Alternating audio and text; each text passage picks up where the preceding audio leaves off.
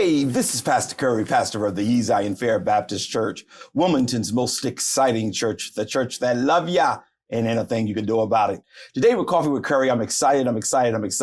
We have a dear, wonderful, powerful, mighty man of God and in the academic world. Who is it? It's Dr. Tony Allen. Listen, so much has happened at Delaware State. I happen to be one of those individuals that worked at Del State, thought it was great at that time. But man, what they're doing down there at Delaware State University is now time for us to take the lid off and say all of our children need to be going. Call somebody real quickly. Tell them Coffee with Curry is on, and let's get after it. Good morning, Delaware and surrounding areas. You are now tuned in to this week's Coffee with Curry. Join us every Sunday at 11 a.m. with new guests every week. So grab your cup of coffee and join us on Coffee with Curry. And we're back. Just as I promised, before I get started with anything, I just want to use some words. Excellence. Thank you, Pastor.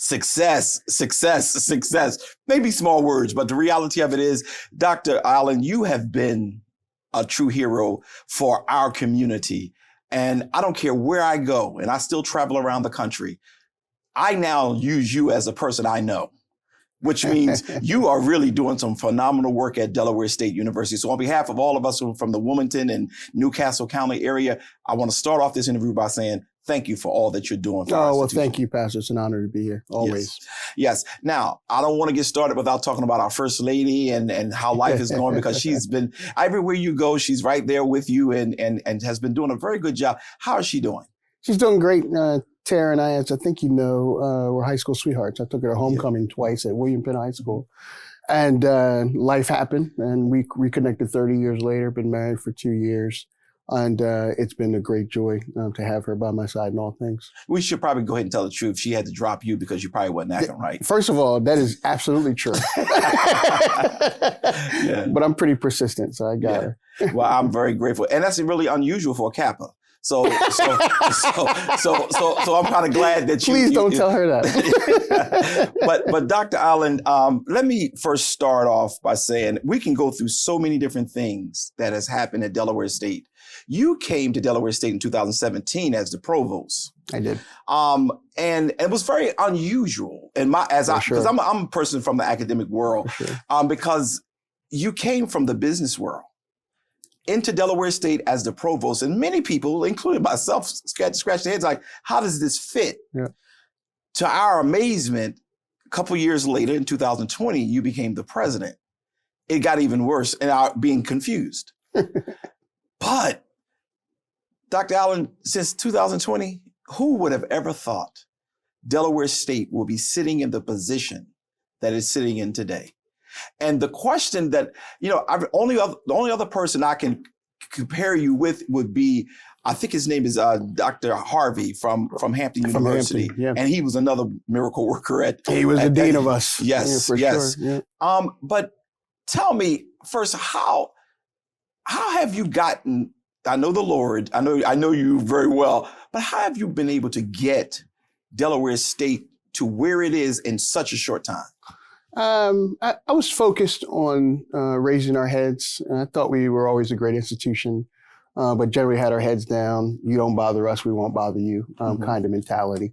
And I didn't think that was fair to the students at Delaware State, the faculty and staff at Delaware State, and the broader community, quite frankly. And I think you know this, but when President Obama was elected, I had the opportunity to interview for the job. So this is long ago, 2008.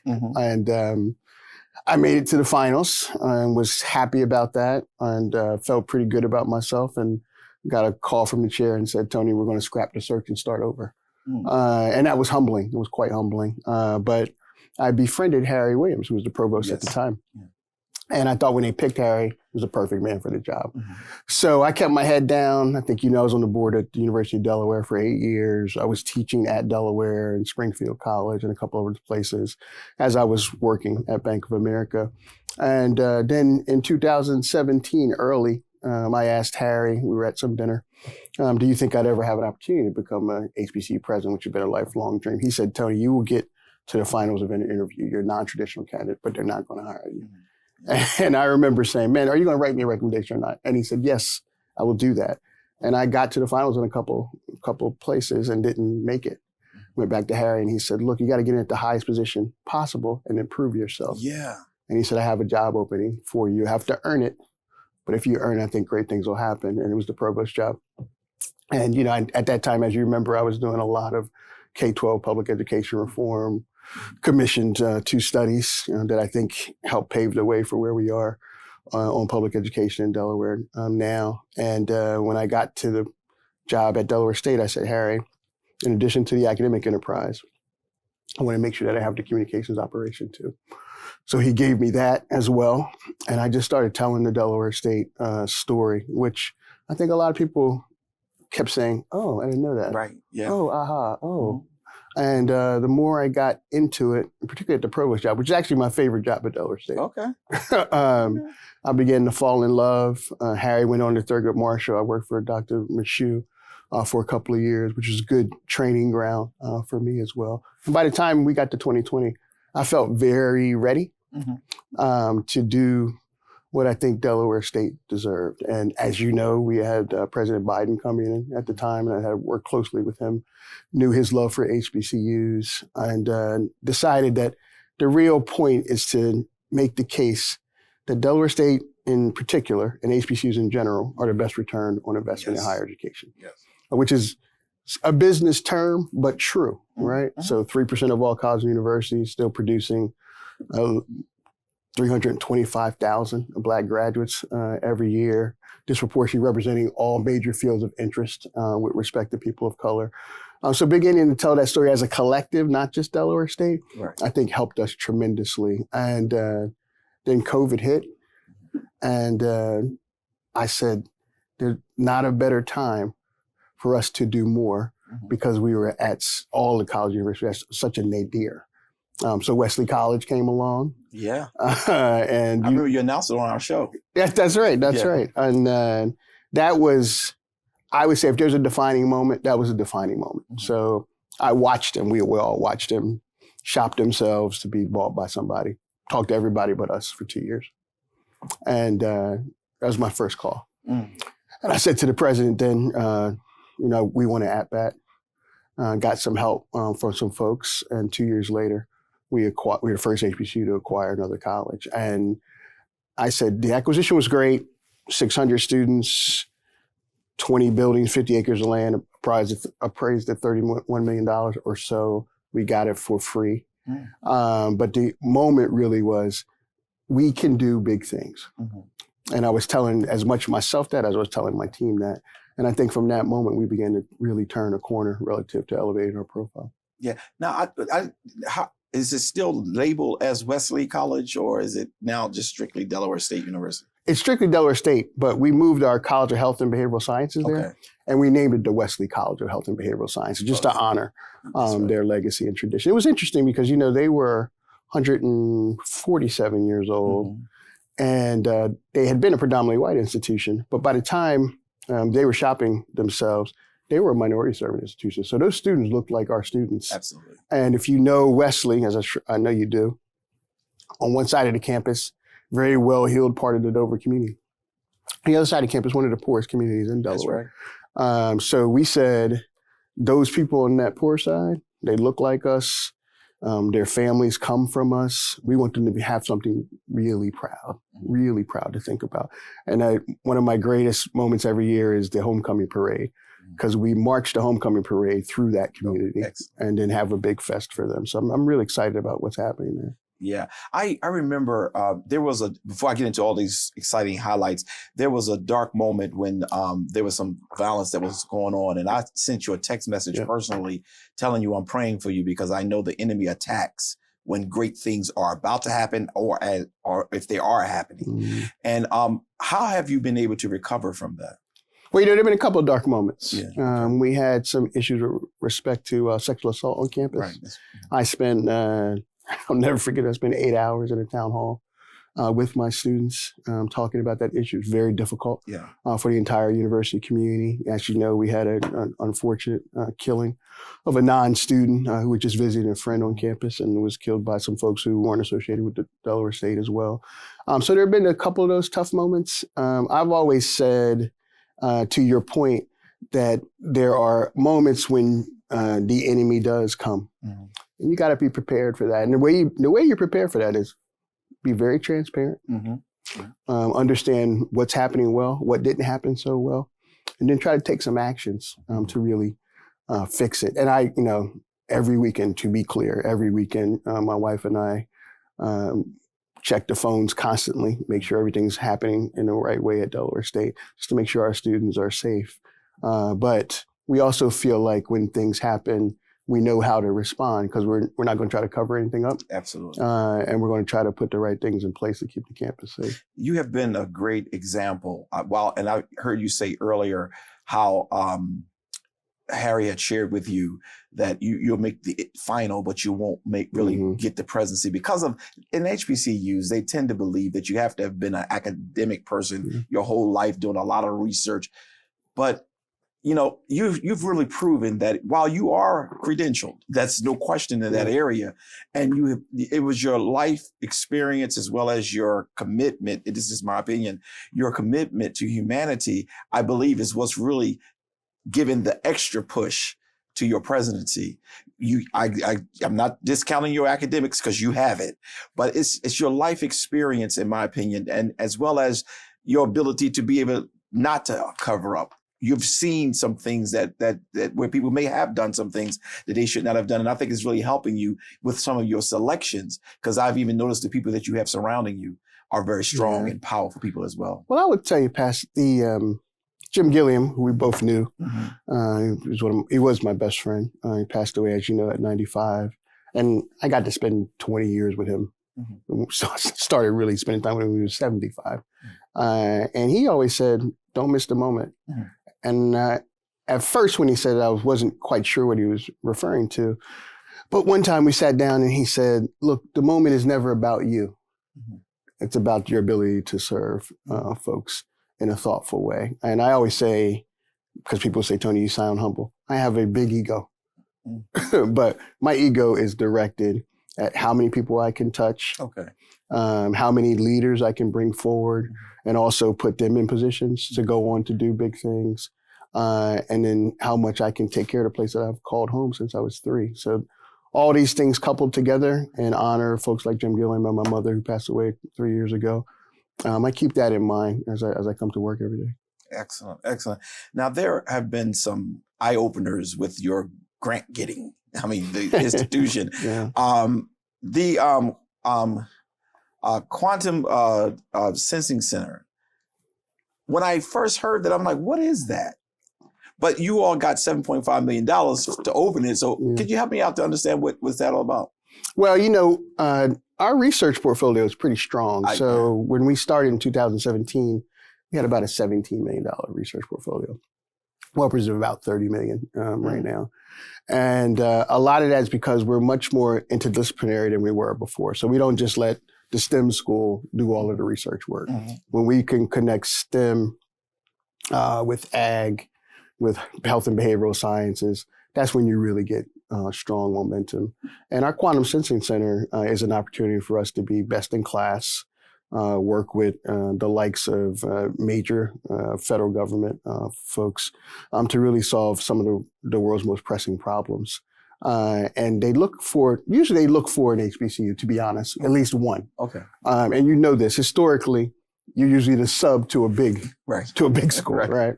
But in a lot of the instances, because I've said, let's get our heads up, let's look for these grant opportunities, we've been able to be the prime on a lot of things, which has led to things like the Quantum Sensing Center and what that might mean for students. And what it really means for students, which I don't think a lot of people understand, in the HBCU community, those undergrad students are getting much more real world scientific experience than you might find at a PWI. It just is true. So they get a leg up that I don't think people take notice of, and that give them an opportunity to take their place of usefulness and honor in the world once they graduate. Yeah, I was really stunned and excited to see that even McKinsey Scott, y'all got $20 million.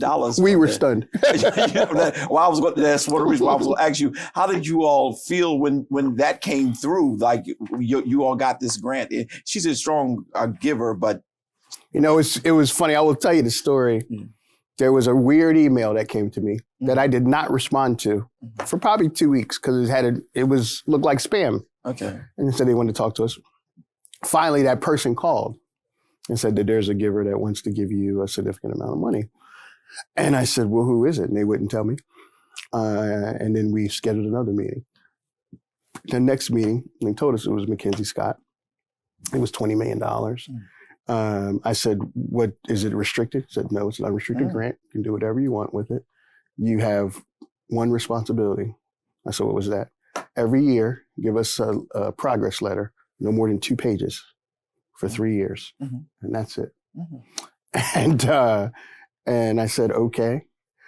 We took that money, helped build our endowment, built some capacity with respect to Wesley because we needed some infrastructure support to actually complete that project, and dedicate a little bit of our efforts to 2 big things. One was our Global Center for Equity and Inclusion, which was important to us, particularly at the time. That was kind of during the George Floyd time.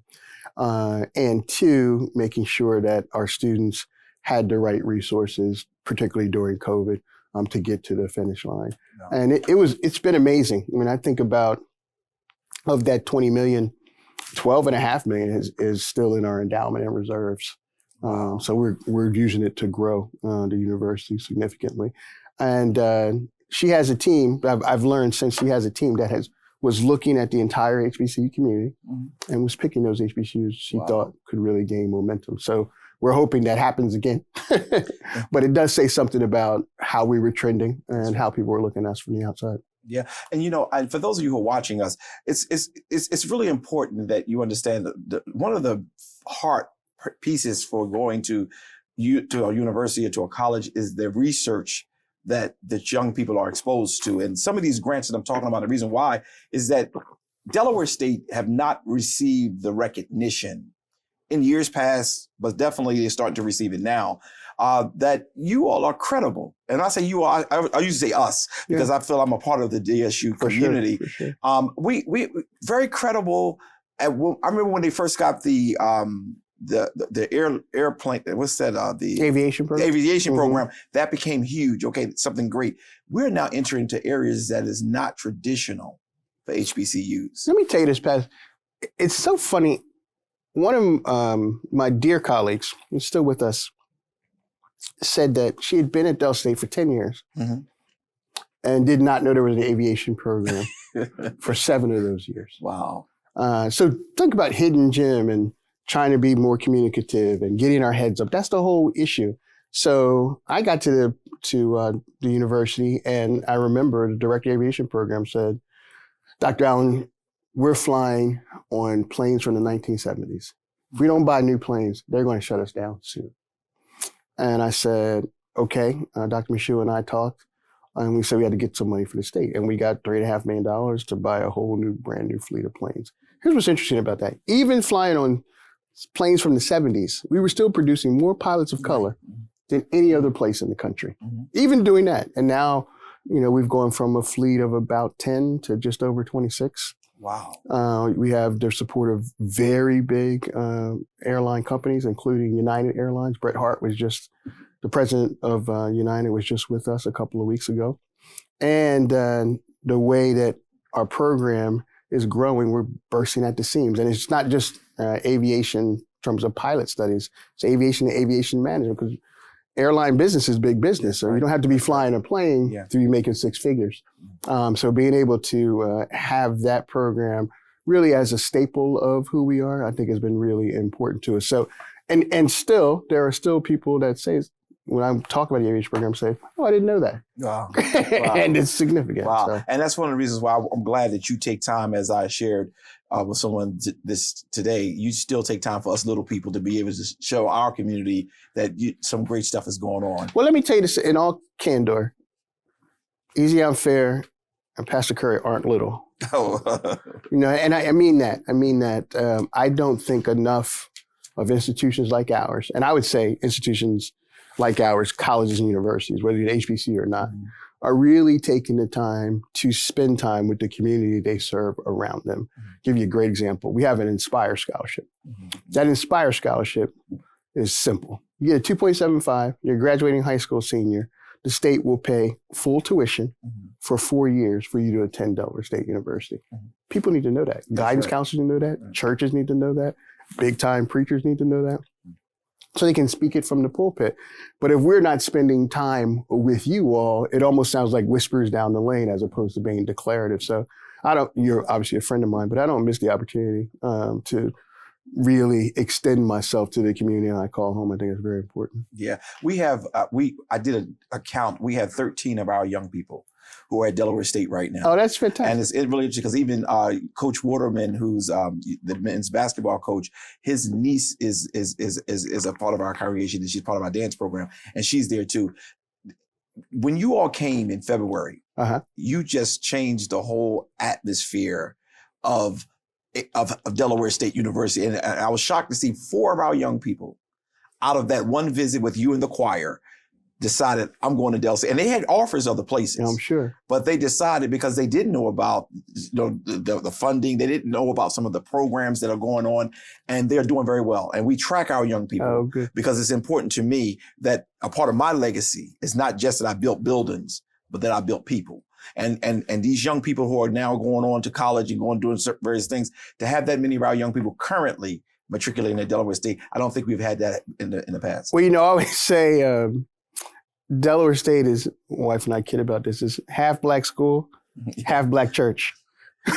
So, and thank you for allowing me to be in your pulpit, but I find myself in pulpits pretty frequently, just talking about the grace of God, because I think that really does come down to that, but also what that might portend for students who are looking for a real opportunity. Yeah, well, every time I hear you speak, you're preaching. So we're gonna call you Bishop President. We're gonna take a quick commercial break, and when we come back in a minute, you are sitting back wondering, what about this new coach on the football team, the new football coach? Well, we're gonna get to that. I want to talk about all these great accomplishments, but which I really believe that because we've had so many great accomplishments at Delaware State University, it was easy for Deshaun Jackson to make a decision to come to Delaware State. We'll be right back.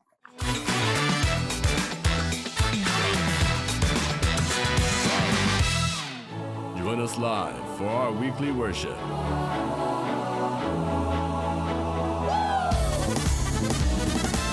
Every Sunday at 9 a.m. on Facebook and YouTube.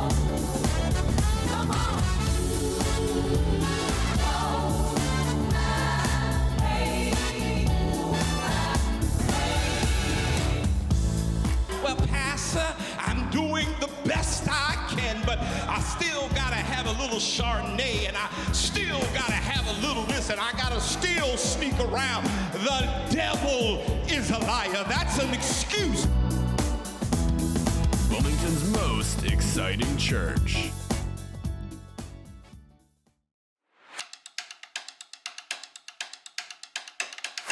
Local news and politics in the city of Wilmington, Delaware. The latest headlines with your host, Dr. C.T. Curry. But they get rich, getting new cars, getting new houses, getting new opportunities, but the community is still getting nothing. And co-host, Kobe Owens.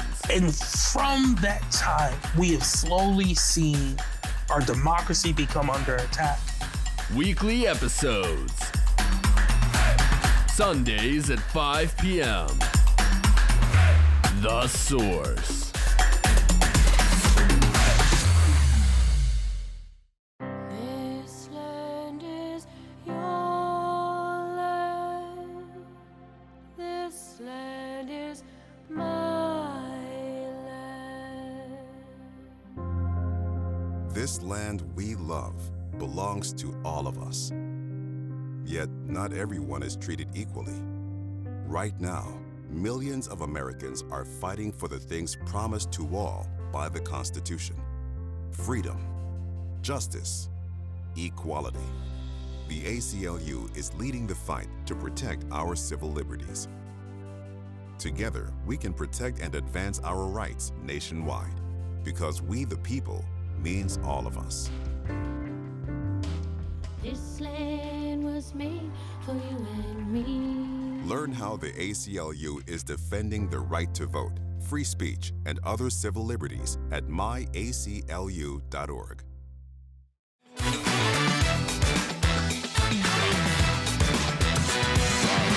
And we're back. Great conversation with Dr. Allen this afternoon, because I just think that it's so important that we show the community the leadership that we now have. We focus so much on the negative. We focus so much on what is not happening at different places.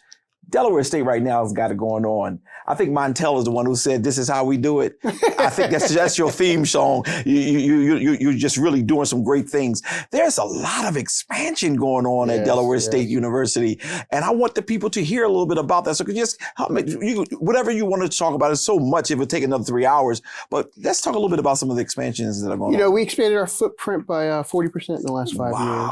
Wesley was a big part of that, obviously, but Cap One. Their beautiful building right on the riverfront came to us a couple of years ago. And I remember the president of Cap One, Joe Westcott, said, "Tony, I want you to visit this building." And we visited. It seemed great. He said, "What do you think of it?" I said, "It's great, but we can't afford this." He said, "What if we gave it to you for free?" Oh, wow. And I said, we will absolutely take it, but is there some hook? He said, "No, we are consolidating all of our operations up in the center city, and we want you to have this." And that gave us the opportunity, first time in 10 years, to come back to the city of Wilmington, which is really important. And that's where we house our graduate, adult, and continuing studies programs there. We have several community-based organizations there as well. And it is a great facility for us relative to being able to expose kids from Wilmington to Delaware State in particular, and also those folks who are trying to either get credentialed in some way or certified in some way, or actually go ahead and get their graduate degree. So that's been really terrific for us.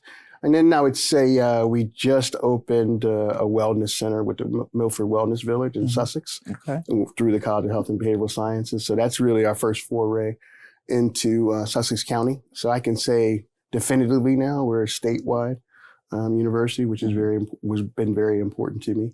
And we've talked a little bit about early college school the last time I was here. So early college school is celebrating its 10th year. Wow. In fact, they had a 10th anniversary celebration.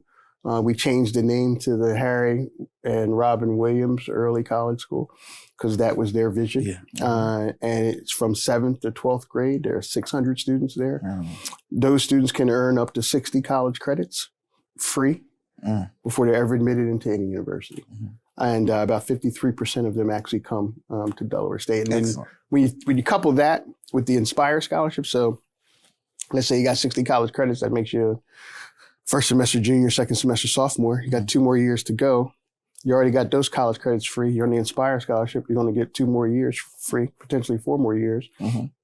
We've literally had some folks graduate in 2 years with their undergraduate degree, stay another 2 years and get their master's degree. And what's interesting, this spring be the first time, because of the Wesley acquisition, that those high school students were not only under a high school diploma, but many of them were on their associate degree. Right. We have one child in our church who will be a part of that. Oh, that's fantastic. So this is awesome. This is really awesome. We were running into a crisis, not just in the state of Delaware, but in the country with teachers.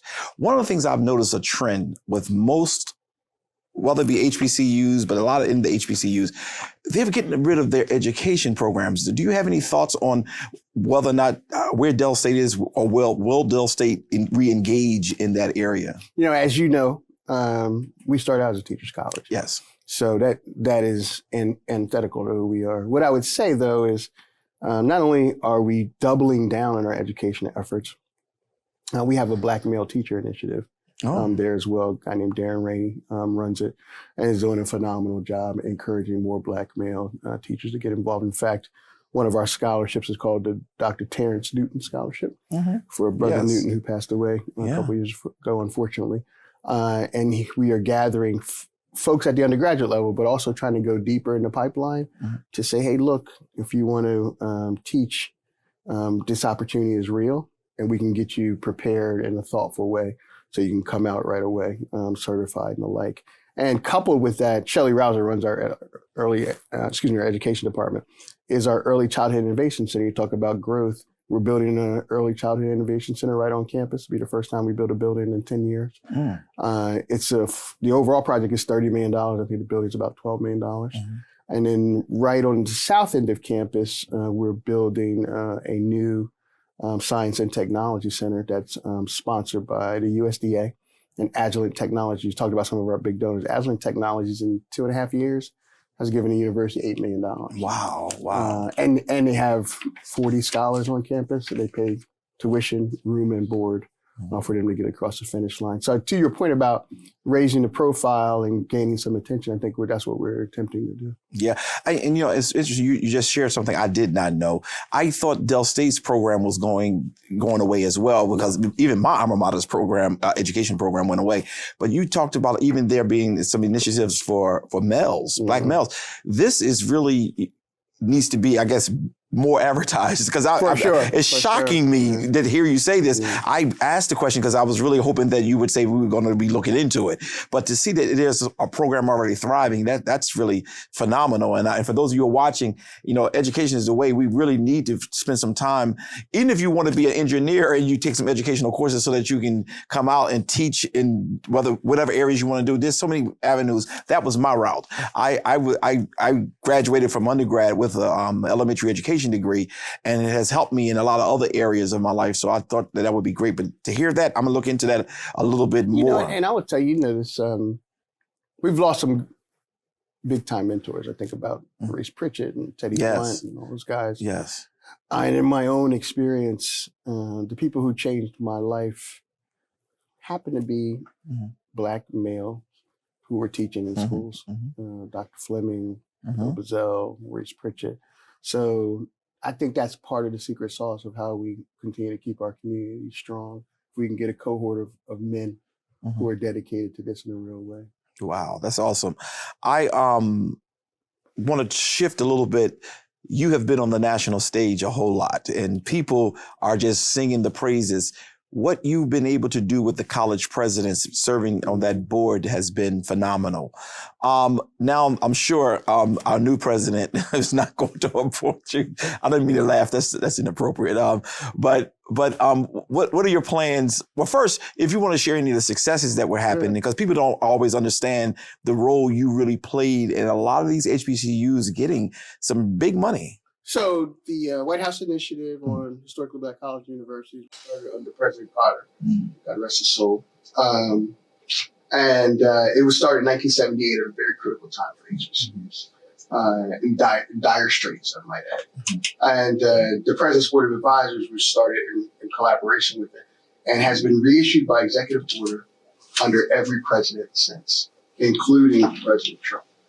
What I would say is the ebbs and flows of the successes of that board of advisors are ebbs and flows. And I asked President Biden to consider me for the chairmanship because I wanted us to do real work. So it's about 21 folks, some of which have six or so presidents, 6 or so business professionals, 1 student, and 1 subject matter. Or several subject matter experts. And our idea was to create 4 priority areas, research and technology. And so that infrastructure needs the master quality education we're providing, as you well know. Building contracting opportunities in a big way. I can tell you that there's 1 PWI who shall remain nameless that gets more in research and contracting opportunities than all the 101 HBCUs combined every year. That has to change. This knows of connected pathways, so getting to our students earlier in the pipeline. And the last was HBCU preservation and growth. And those are kind of our 4 platforms. Here's what happened. And this is really a credit to President Biden and Vice President Harris. President Biden and Vice President Harris contributed more than $20 billion to HBCUs in their short time in office. That is more than any other president in the history of the republic. And I am proud to say that we issued a report to him in 2023 and an addendum just this past year that developed an ongoing roadmap. So our ability to have an administration who was committed to it, and then to have this group of leaders who were helping guide the way has been exceptional in that regard. I got to introduce the president in September at White House HBCU week in Philly. And I said, his heart is clear. He started his first Senate campaign on the campus of Delaware State University. And, you and I talk about this a lot. What I would say to the HBCU community is if we continue to think about ourselves as a system as opposed to 101 independent schools, we can be very powerful. In fact, if we did that, we'd be the 7th largest higher education system in the country. So we really have to start thinking about that in a thoughtful way. So it's been a real proud moment for me in my professional career. What I would tell you is I decided to step down before President Trump made his announcement. Although the committee is actually works through September of 2025, I decided to step down before he took office, just for the reasons I outlined. And I was fortunate that the board voted unanimously that I become chairman emeritus. So that actually gives me an opportunity to continue to talk about these issues at the national level. Yeah, and it speaks to you and the impact that you had on that board. That's really remarkable. We're going to take a quick commercial break. One more. I still got a couple more minutes, so I want to jump into the whole notion of you being honored by the NAPA back in 2022. First, tell us a little bit about that and how has that been? That was a real honor for me, just in that I consider myself a public servant. A lot of people consider me a banker turned higher education professional. And that's really why I'm trying to make sure we continue to see. So I started my career as a founder, executive director of Public Allies, along with Suzanne Cisco. Public Allies Leadership Development Organization, 18 to 30 years of age, and that is still going. We just celebrated our 35th year, and then moved on to Senator Biden, as you know, and then moved on to the Urban League. Helped found that with Jim.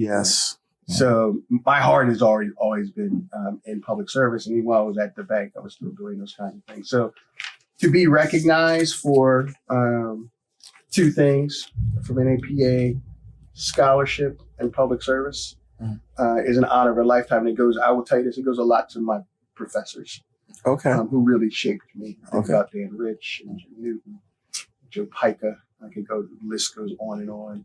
About the many folks who sat me down and said, hey, look, you can speak, you can write, but you need to understand how to do the work for real. As you know, I took a beating when I was doing public education reform here in Delaware. But I'm proud of the work and what it did, because I think it set the fact pattern for the legal case and what J Street was ultimately doing with Governor Klein. Great. We're going to take a quick commercial break. When we come back, we got two things I want to make sure we get into this show. One, people don't know that Delaware State is ranked really powerfully amongst the HBCUs. And two, I want to talk about Deshaun Jackson because my mouth was open when I read it. I said, how did that happen? Then I remember who's the president of Delaware State University. We're going to take a commercial break and we'll be right back.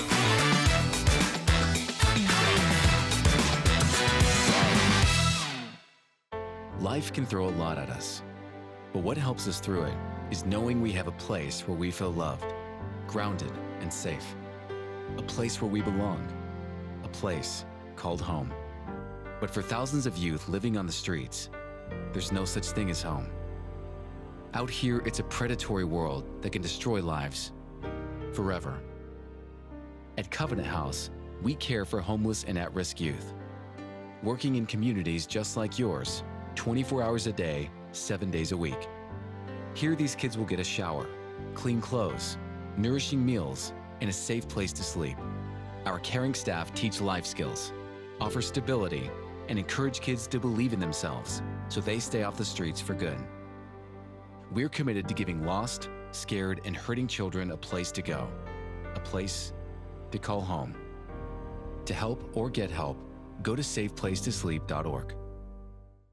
The challenges our planet's animals are facing sometimes feel a bit heavy. The animals haven't eaten in a day, 2 days, they haven't drank anything, they're cold, they're dehydrated. As soon as we started our descent, everywhere I could see was mud, just absolutely mud. The country has been in prolonged drought for so long, it was like a tinderbox waiting to go up. Okay, very heavy. Each of us wants to be part of the solution, and we can be. Remember that there's good happening right now. At home. All right, we were able to get into your unit, and we have all 4 of your cats. So, okay. And around the world. For any animal in any disaster. So let's focus on that, right? Be part of the solution, one rescue at a time. Search ifa.org/disaster ready. I'm Naheem Hines, professional football player and proud supporter of the Muscular Dystrophy Association. My mom was diagnosed with muscular dystrophy when I was 14, and I watched her struggle. But MDA helped her get the best treatments and care, and they also help kids like my buddy Ethan. My name is Ethan. Thanks to the Muscular Dystrophy Association and people like you, I have more hope than ever before. From day one, they've treated me like family at my local care center. MDA is the only one that funds over 150 care centers across the U.S. to help provide state-of-the-art care for adults and kids like me. MDA has been transforming the lives of people living with muscular dystrophy, ALS, and other related neuromuscular diseases. They fund the research for breakthrough treatments, care, and cures. And MDA provides support to thousands of families like mine and Ethan's in communities like yours. Thanks to MDA, kids and adults can live life to its fullest. Join us and learn more at mda.org today.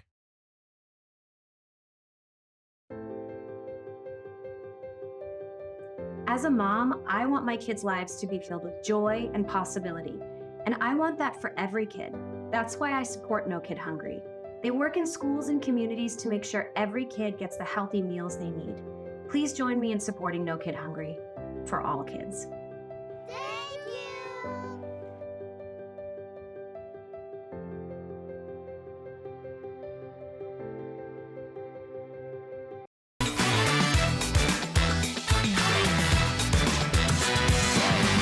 And we're back. Great conversation with Dr. Allen, and I'm just sitting here eating up all of this wonderful news that we're receiving from what is going on at Delaware State University.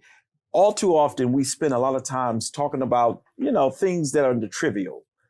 Major stuff is happening at Delaware State University, and it's really important that we start buying into the institution that really have formed and shaped a lot of our community leaders. I mean, my church here at Zion Fair, we have so many Delaware State people. Sometimes I show off and I talk about my alma mater, Lincoln University, and they boo me in the middle of me talking because there's so many of them. As a matter of fact, yesterday we was in a scholarship meeting, and I told them I was going to be interviewing you today, and they were very excited. They wanted to come and cheer you on. I said, no, he's not coming for that.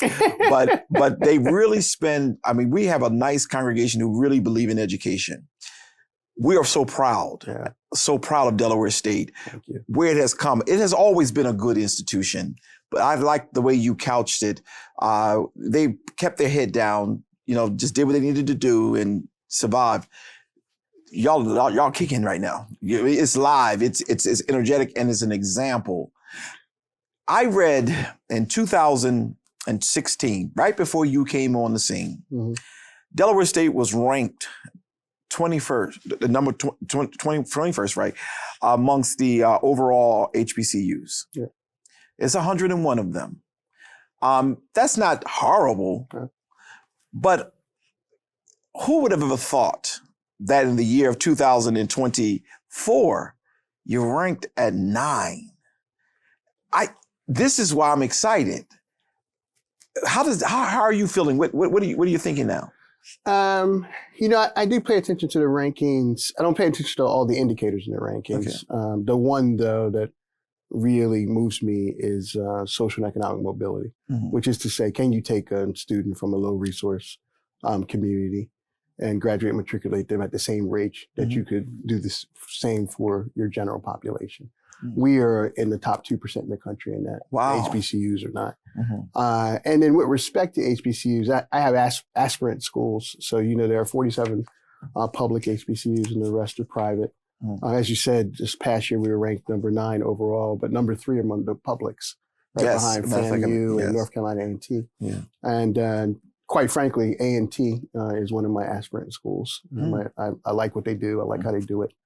And I spend a lot of time trying to create the same formula at Delaware State and have a lot of good teammates to help me do that. So most people will tell you the rankings aren't all that important, but if you look at the specific indicators that really matter to a student's strength, you want to be in the right place. So we've been in the top 5 publics and the top 10 overall since 2020, and are hoping that we continue to move up in that regard.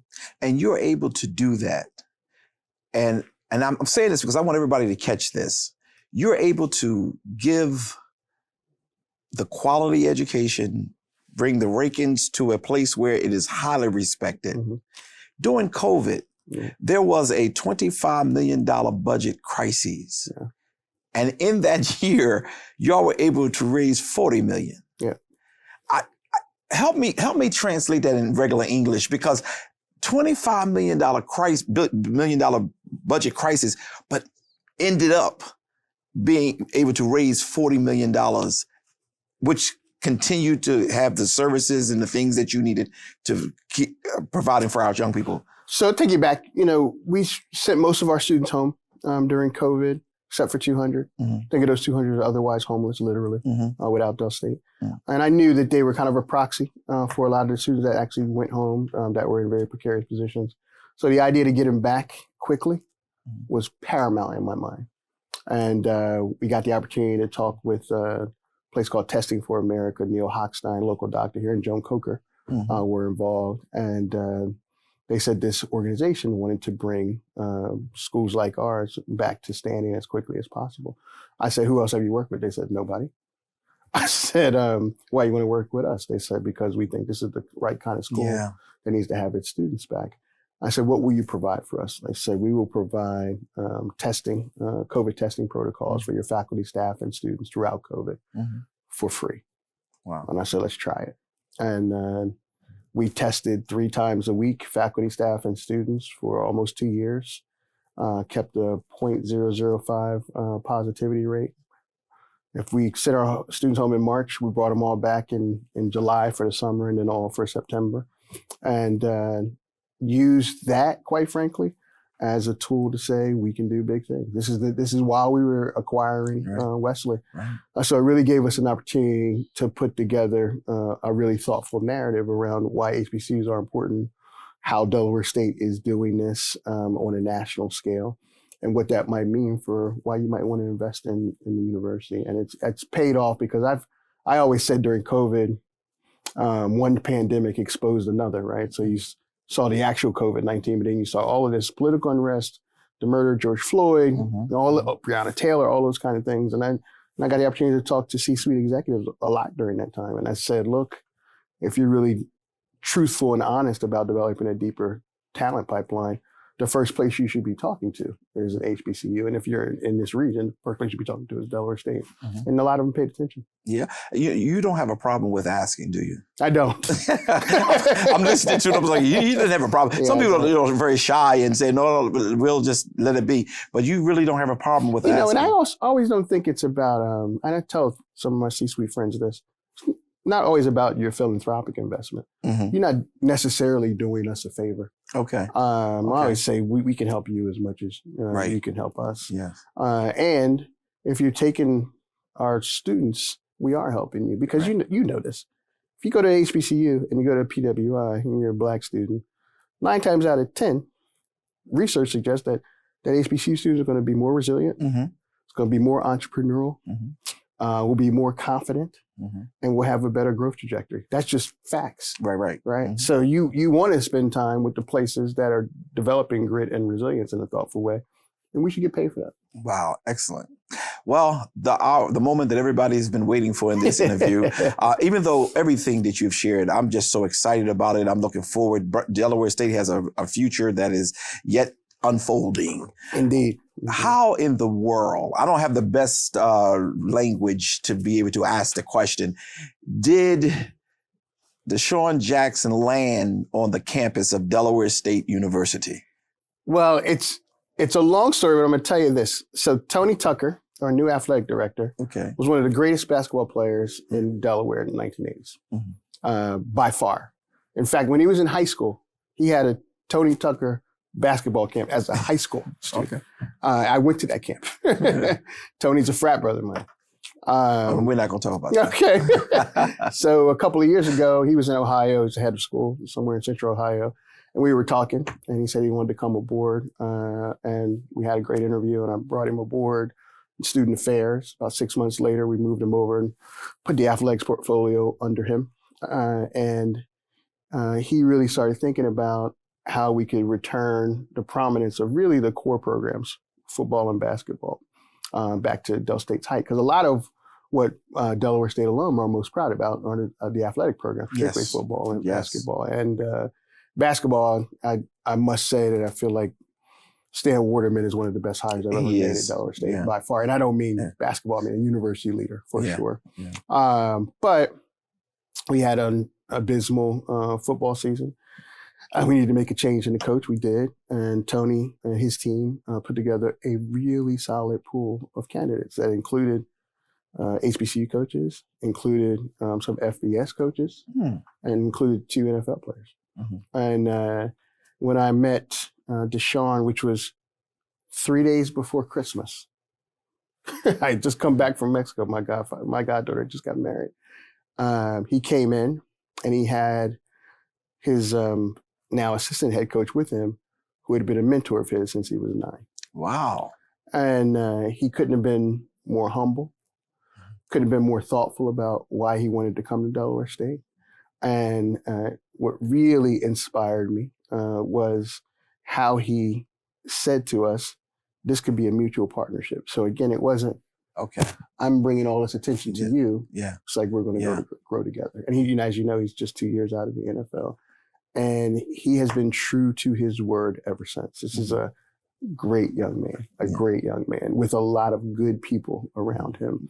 And when we had the press conference last week, you could see the young men on the football team responding to him in that way. And I've said, look, there are 3 things you got to do. You got to be a leader of men.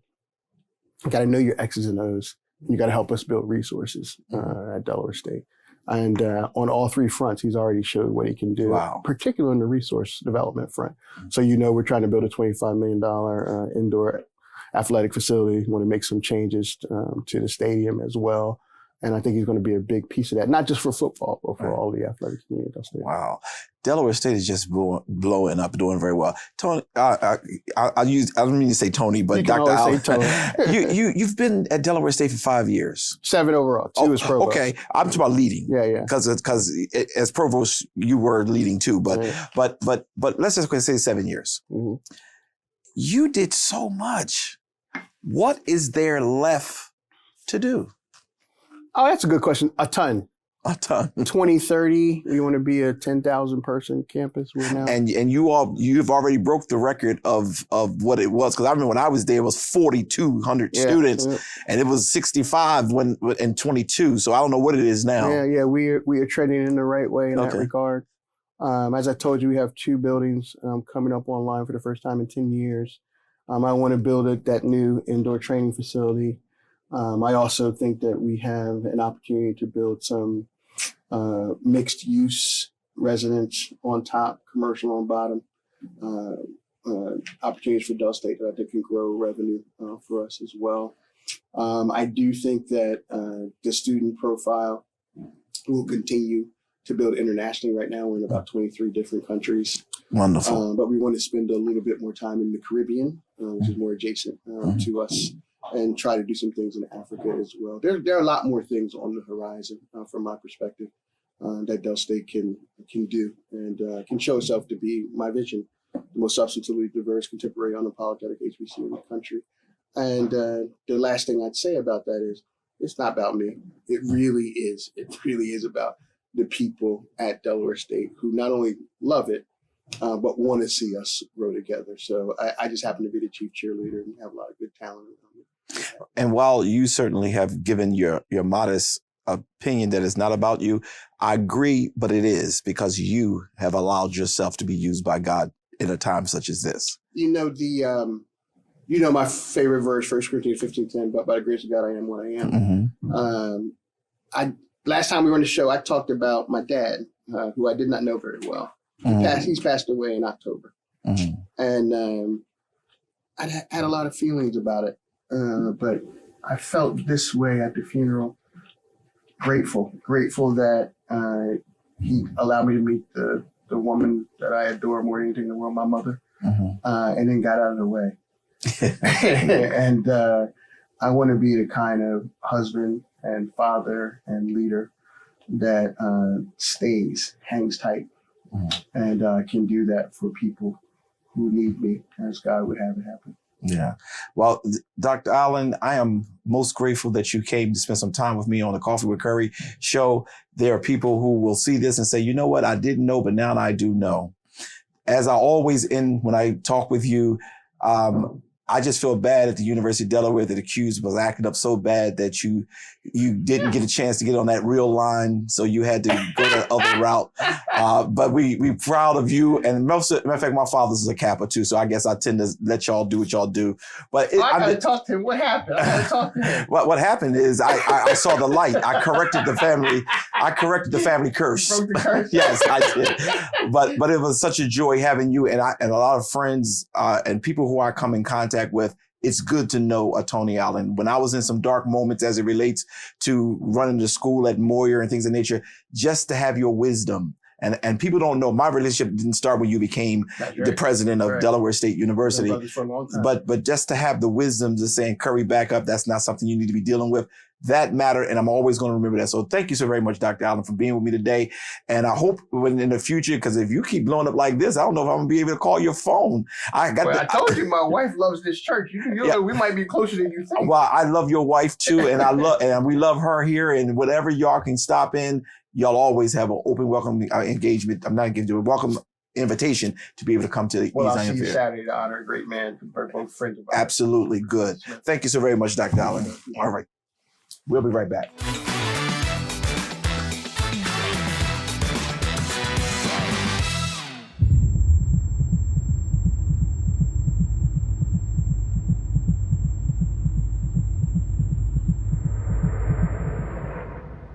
Not today. I'm here. You can tell me anything. I see you. We're in this together. Breakthroughs are happening. Treatments are evolving. The stats can change. Society can change. We can all say, not today. Not today. Not today. Not today. Not today. If we're together, bound to be better. When we're together.